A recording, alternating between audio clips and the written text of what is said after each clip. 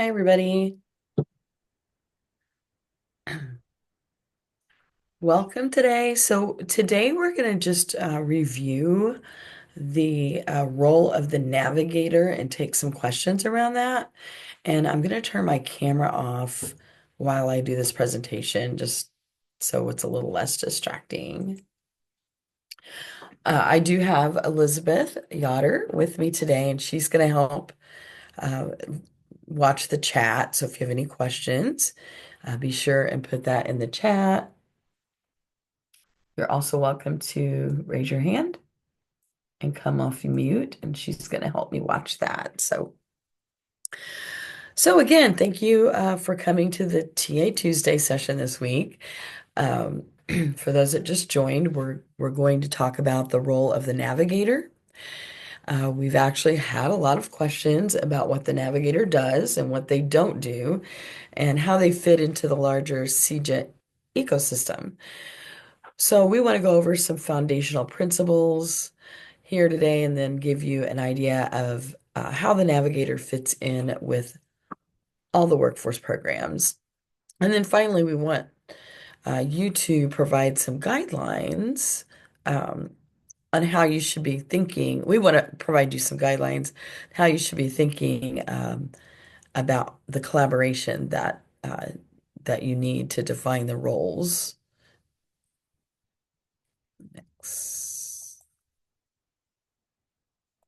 Okay. So first, it's very important to understand that collaboration among the navigators, the hubs and the workforce, and the climate works programs, this collaboration is required, and we wanted to show you the language from the legislation that establishes this coordination requirement. We will send this PowerPoint out to all of you, even though I can't talk today, even those that could not attend. So we'll be sure it gets out to everyone. But as you can see, the legislation says that the community-based providers shall partner with educational institutions, organizations working closely with equity-focused populations, local employers, labor unions, and others to identify members of equity-focused populations in eligible communities. I don't want to read all these words to you since we're going to send it out. I'll give you a minute to read through there just for the sake of time. I'm going to go through to the next slide. So, this is the section that we placed in the NOFO, the Notice of Funding Obligation, around required collaboration. And then this is the information around collaboration that's required. That is in your grant agreement. And I just want to note that the workforce hubs and the climate works grants, the grantees also have similar language in their grant agreements. So it is a requirement for all programs that the workforce hubs, I'm sorry, that the workforce programs coordinate with the navigator. So we also want to emphasize in those walls of text from the legislation and the NOFO and the grant agreement that the navigator clearly has a role to play at both ends of the pipeline, the visual pipeline we're showing here. So let's drill down a little bit into the different ends of this workforce training pipeline.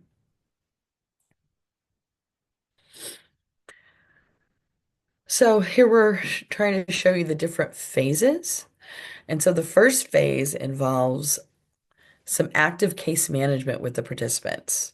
So the navigator, working in conjunction with the workforce programs, will be out in the community doing outreach, letting people know about the opportunities, recruiting candidates, and conducting the pre-screening. And then the navigator should work with the participant to help them fully understand what workforce programs will best meet their needs. So once this decision is made, then the navigator can help that participant apply to the program of their choice. And they would do this by completing the application, which also includes a service needs assessment and a career assessment. But at this point, once that application and needs assessment and career assessment is completed, then it's a handoff.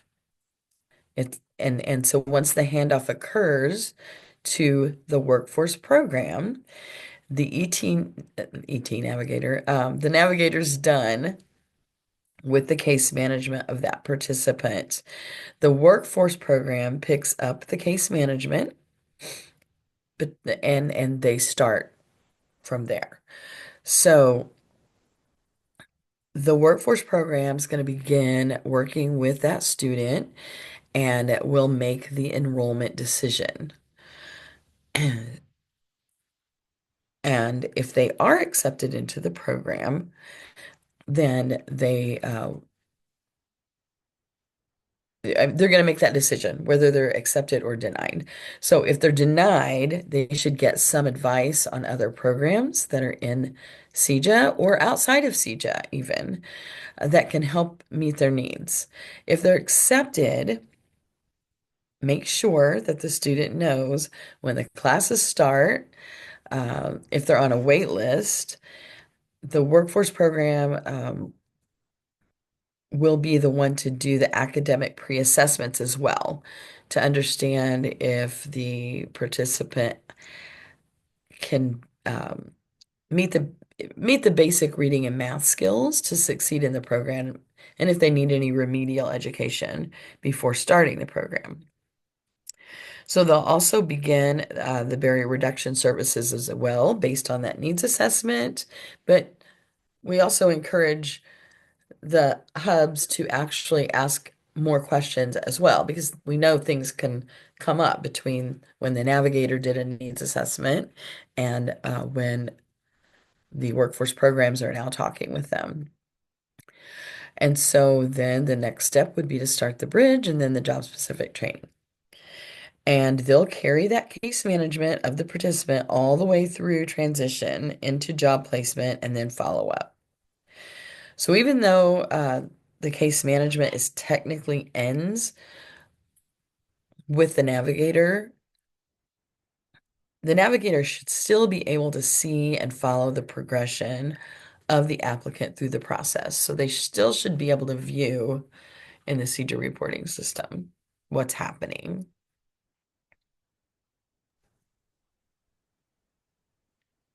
Trying to go to the next slide. Okay.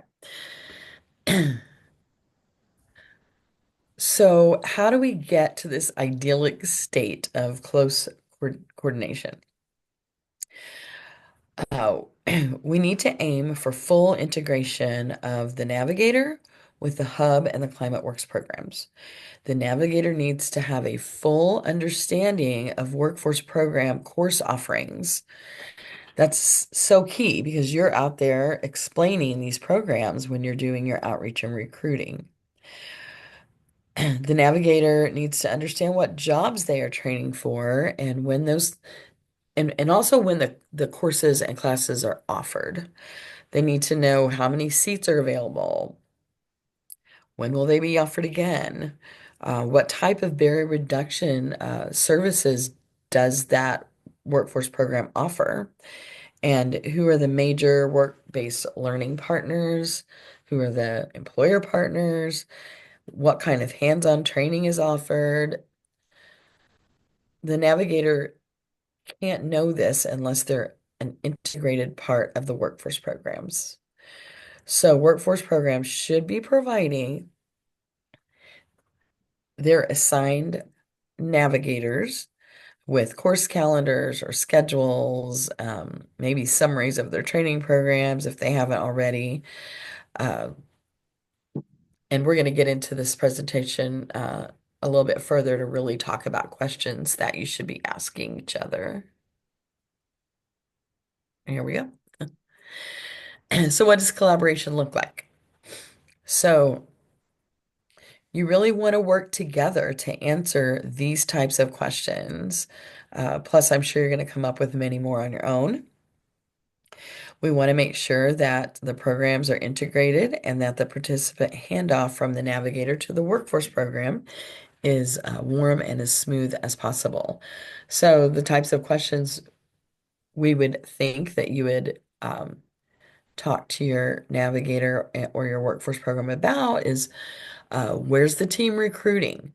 Some of you have very large territories, so you want to make sure that you know who's recruiting where. Um, when should recruitment activities take place to align with course schedules? Who's responsible for which piece? Because the hubs also recruit.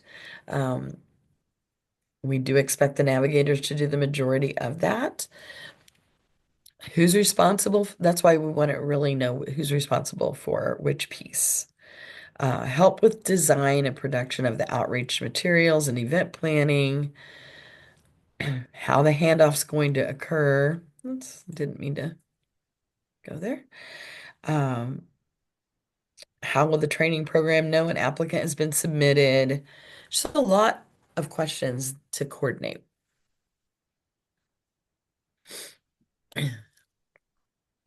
So one thing we should expect to see is an alignment of the work plans among grantee partners in the same CEJA regional ecosystem as well. So for example, if a hub, maybe they're planning to train and their work plan shows a plan to train 100 people next year, where this is just an example, we really shouldn't see a navigator recruiting for 300, 200 people when we know that the hub can only train for 100. So it just needs to make sense. So the navigator work plan needs to be adjusted and coordinated with the hub's work plans. Let's see. So let's talk a little bit about the back end of that pipeline role. So, which is ongoing employer engagement. So, navigators, as the boots on the ground for the workforce program, navigators can and should play an important role in continuing to forge employer relationships for your program alongside your workforce program partners. We hope to reach a day when every student can be paired with an active employer at the conclusion of their training. And to get there, we're really going to need ongoing outreach to keep on top of employer needs, skills gaps, and job openings. So that's a very important piece for the navigator.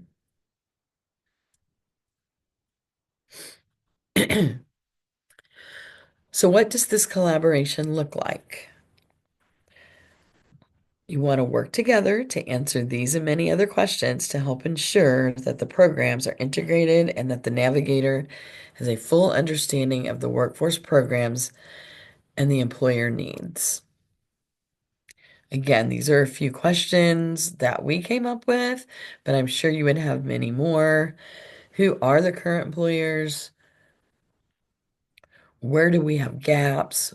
Maybe there's a gap in a geographical region. Uh, what kinds of new employers are we still looking for? What do we need to do with them? Maybe review the curriculum, hire students, you want to talk about the work-based learning opportunities,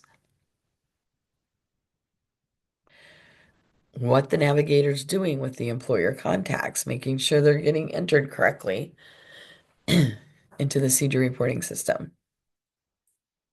Next slide. So what are some reasonable outcomes that we can expect from this process?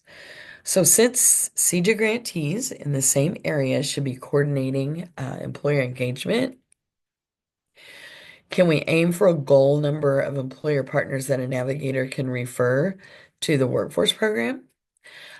And we understand that both the numbers of employers needed as well as identifying what each of them will do is not really something that we can always predict. So perhaps the MOU doesn't address specifics on those points. Maybe the MOU on this point only says um, that the navigator will work to identify certain kinds of employers, or even just generally that they will work to identify employer partners.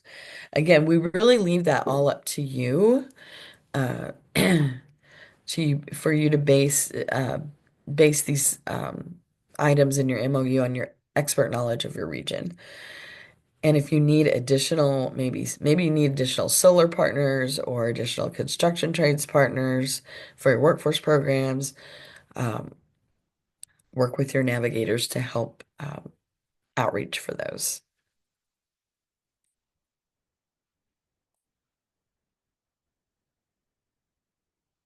So now I can open it up. If we have any questions related to the PowerPoint, that would be great. And if not, we can just open up a general TA session, Q&A session. We don't have anything in the chat just yet. Okay.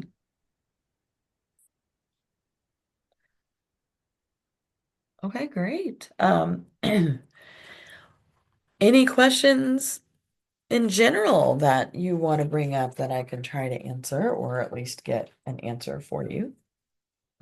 Oh, you can ask your question. Thank you, Elizabeth. So, I know. hi, Sabrina and I are sitting here. There we go.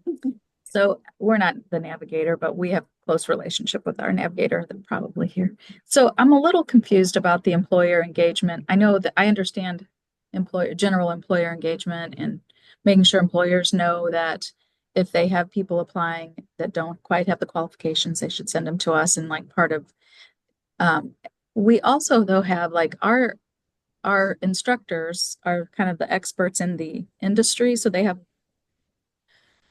a really strong employer connection in our case, and they bring them in so that they hire the students in their class, in the program. So I'm like, Yeah. No, that's great. it's just okay to have multiple relationships with employers, just they're just different. Yeah, and again, it doesn't solely have to be the navigator making those connections, but that's Being definitely a likely to role. talk about curriculum with them, or and I'm now if the navigator's out and talking to an employer and they have an idea for curriculum, I mean, it would be fine. We would love to hear Yeah. it. I just, okay. So we can And be flexible about it. and that's why we really want you to sit with your navigator and work those processes out. Work out what you each want to do. Put it in writing in an MOU so that everyone clearly understands who's doing what and when and where you're reaching out. This PowerPoint is just suggested questions and a suggested way Helpful. to partner together, but that's what we find is going to be the most beneficial is if you can get an MOU and put down in writing, maybe like in your area.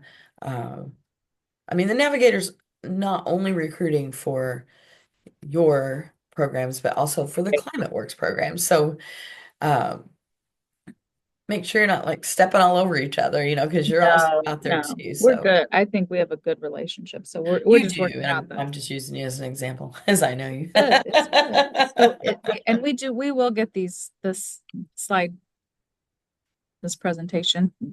I know Yes, it's I'll be sure okay. and send it to every navigator. We'll be sure and get it out to all the hubs too, because I know Yeah. everyone might not have been able to get on here today. So, All right. Thanks. yeah. Michelle, Cheryl in the chat asked, can we get the eligibility criteria for all trainings? If workforce programs denies enrollment, how does it affect the performance of the navigator? That is a good question, and obviously, we want to dig a little deeper.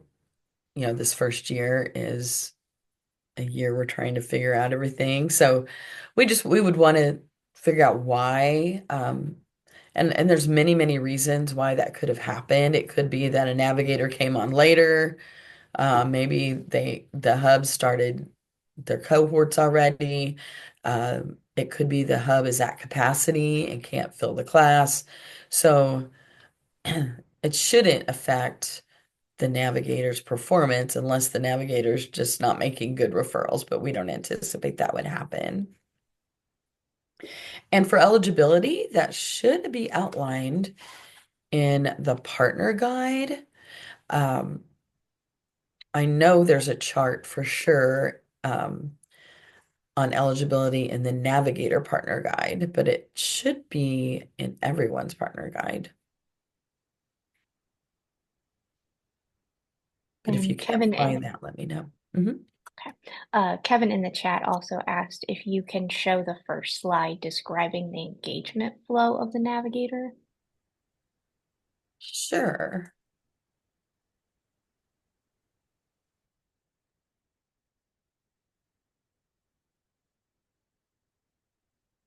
So bear with me 1 second. Let me get that back on.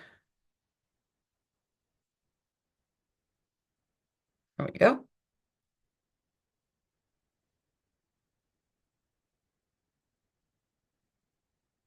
I haven't zoomed in a while, usually on WebEx. Okay. Um, are you able to see the? Yes. Okay, great. So, Kevin, do you have questions about this or just want to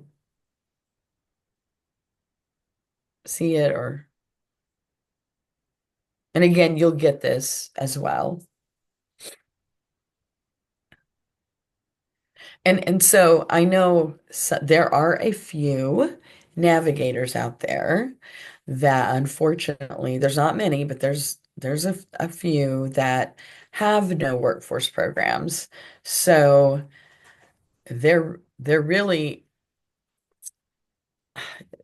they're having to outreach and talk about programs that most likely are coming to the area that I know I have talked with some of my navigators about programs that I would think would be more likely to come to Southern Illinois, like solar, maybe EV, maybe energy efficiencies.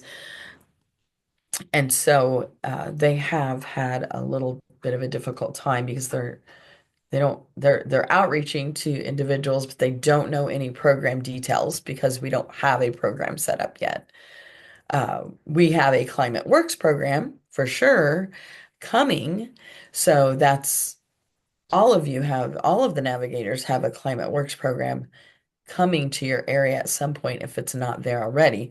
So that is one thing you can do is connect with your Climate Works pre-apprenticeship program to make sure that when it comes to you fully understand what the course offerings will be. Kevin asked if you can provide more clarification to ongoing employer engagement, the furthest right square on the slide. Sure. So you're, and again, I know like what Val had mentioned, her instructors have close ties with um, employers.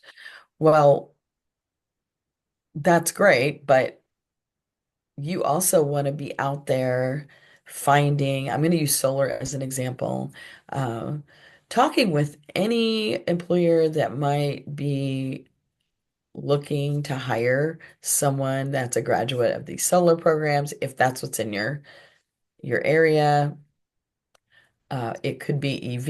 You want to help connect with those employers, tell them about the programs, get their feedback.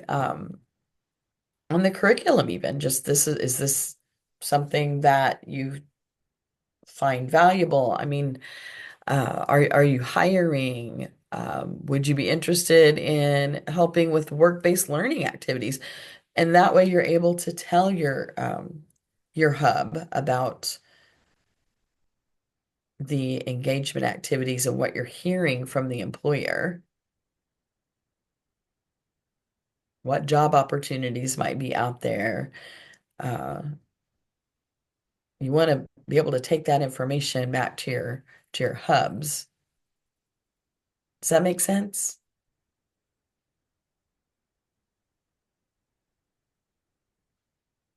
Michelle, we have another question I'm from sorry, I can't see. Clarissa. Okay. All right, here we go. Now I Uh, can see the chat. you got it? You can see the chat? Yeah, now I can. Okay, All sorry. right. Hard to share and see the chat at the same time. Okay. Any idea what percent of a navigator's role, once their hub is up and going, would be involved with recruitment versus ongoing employer engagement? Okay. Um, any idea what percent a navigator's role?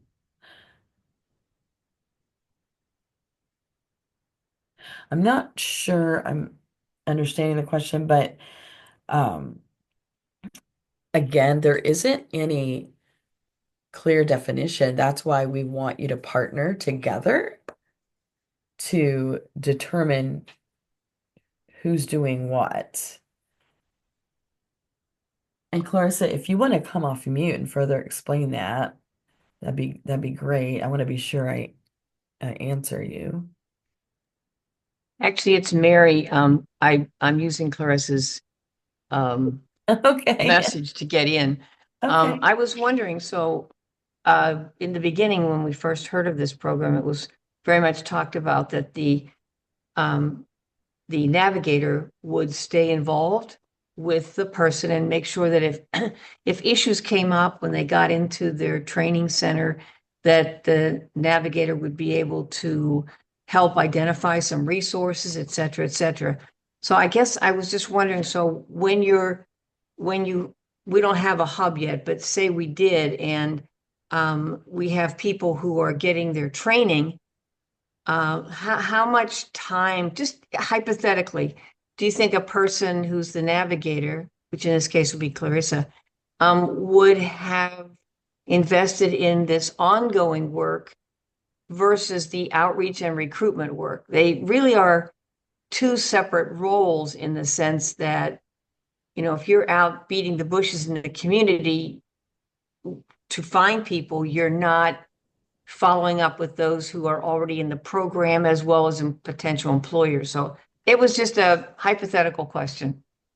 Yeah, we don't really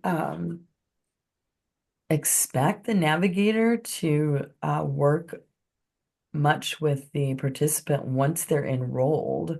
The hub will then take over and start working with the participant and helping to continue identifying any support needs because the hub's the one that has the barrier reduction funds to help them.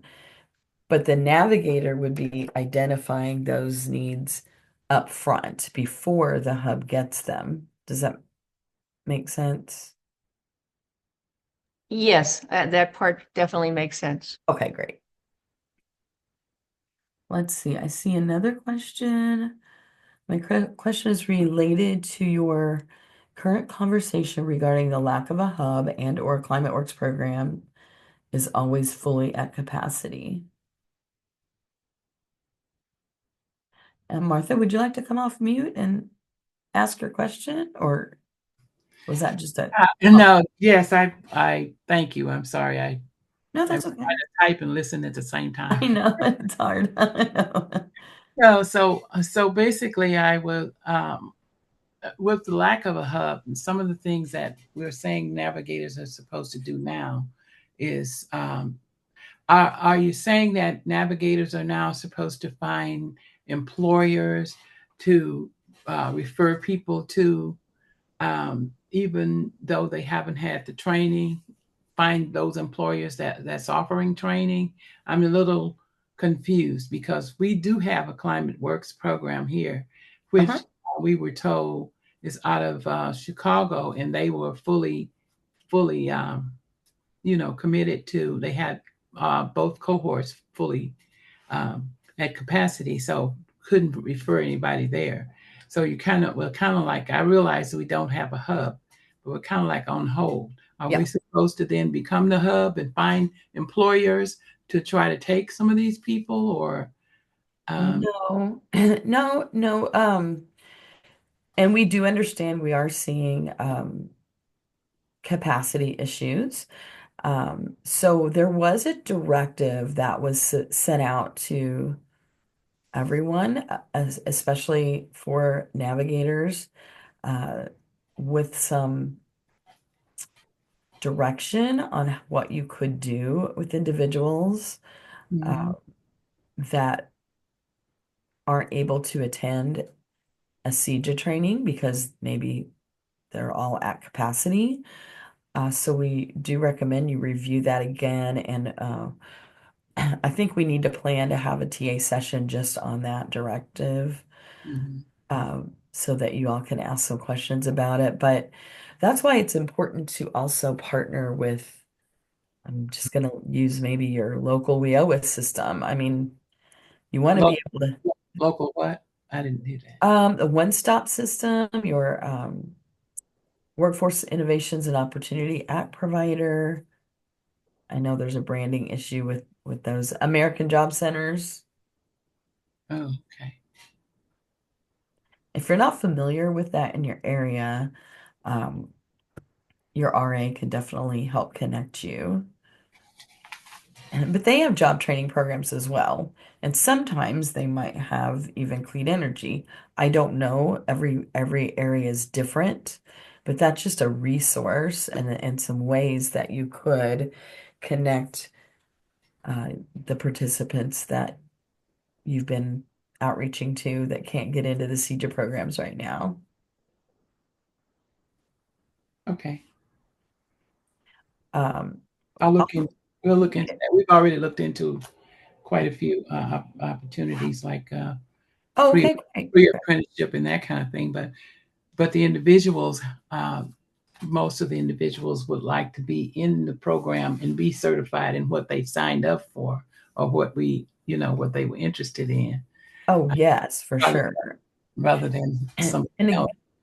And again, that's why it's also really important to work with your hub to make sure you understand their schedule and know when those classes are going to start, when the next one's going to start. So that way you can inform those individuals that are waiting. Maybe they want to continue waiting or stay on your wait list, but they might pursue some other activities while they're waiting. I mean, it's just really going to depend Yeah, on timing. Yeah. yeah. We would love to have a hub to be able to collaborate with them, but so we'll just Oh, are you a navigator that doesn't have a hub yet we too? don't have a hub at all. Okay, yeah. Yes, well, I know. We're hoping that we get those applicants for you very soon. So Okay, thank you. I know it's a tough situation when you don't have a hub.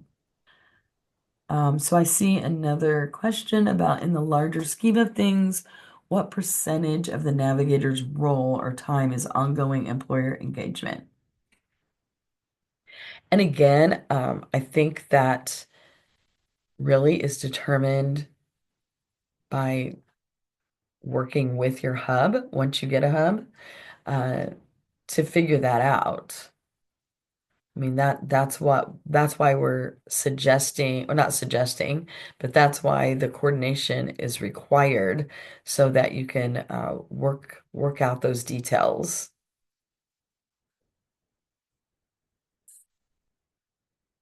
Why? And then I have another question. Why are workforce programs also required to recruit? Yeah. Uh, we realize we may need to make some adjustments because we do really expect the navigators to do the majority of the recruiting. But we also realize that sometimes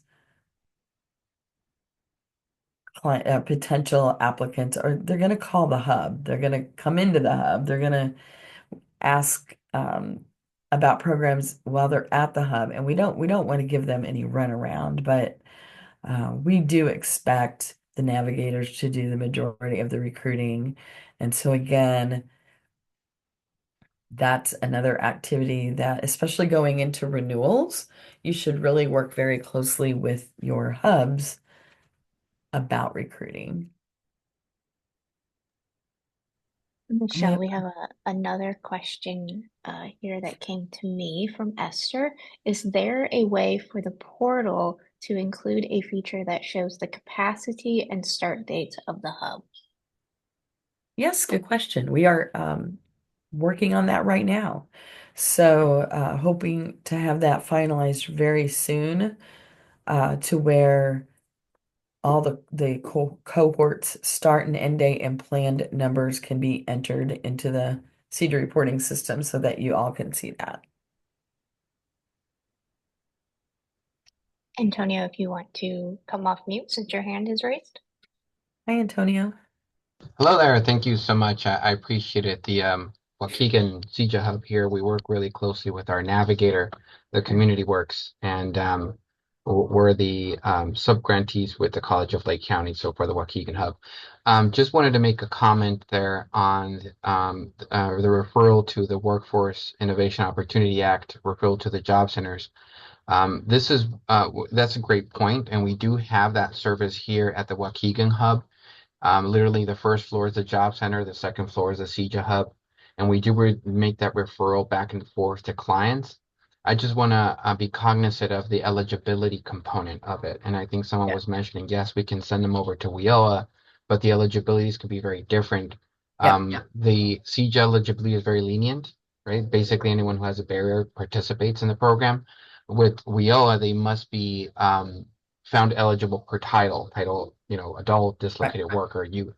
So while we are making those referrals, we have been seeing that challenge of there might be some delays with the participants of getting training and or being even eligible for those programs. But the referrals works really well, and I can't stress enough how you should work with I heard it today, but I can't stress enough, work with your job centers of America, work with your workforce innovation areas, because it just works. Making that referral to other programs as well within the hub is also been very beneficial to our participants directly on that. And then the second thing that I had a comment was on the CEJA Navigator working with employers. So that's the other benefit of working with your American Job Centers. The American Job Centers, the WIOA partners, they already have a business services team. So partnering up that plus your employer coordinators and working with the navigators for us has been also very beneficial. We've been having success on that. We have 5 hires from that partnership. So I just wanted to highlight the importance of working with your job centers because it's a program that does work. And while, eligibility we want to be careful with that, but they have options, our participants have options to move around the programs while they're waiting for the climate works, where they're waiting for the advanced technical, or if you don't have a hub, while they're waiting for a hub, on that waiting period, you can partner up with these programs. Thank you for that, Antonio. That's very good point. Again, if you don't know who your local, try not to use acronyms, but your local workforce American Job Center is, or you don't have a contact, your RA would be happy to connect you on how to find that contact.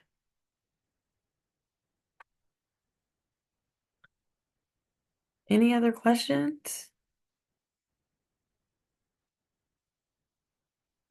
We'll be sure and send that guidance out again as well about around the navigator duties with that may not have a hub. And so, because I did look, I'm not sure if that's been posted on in the partner guide, so I need to make sure that's posted.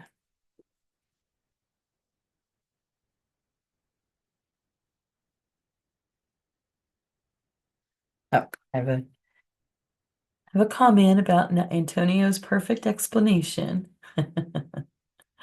from Rocky. And she is a local workforce program, as well as helping out with running a CEJA program as well.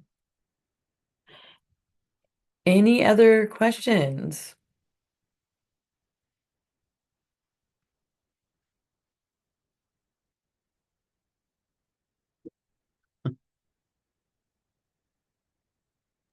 I just pasted the link of where you can find from Illinois WorkNet, where you can find your local job center.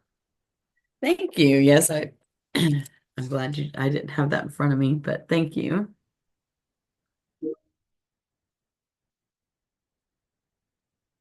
Okay, well, if there are no other questions, I don't want to keep you. I know you're super busy.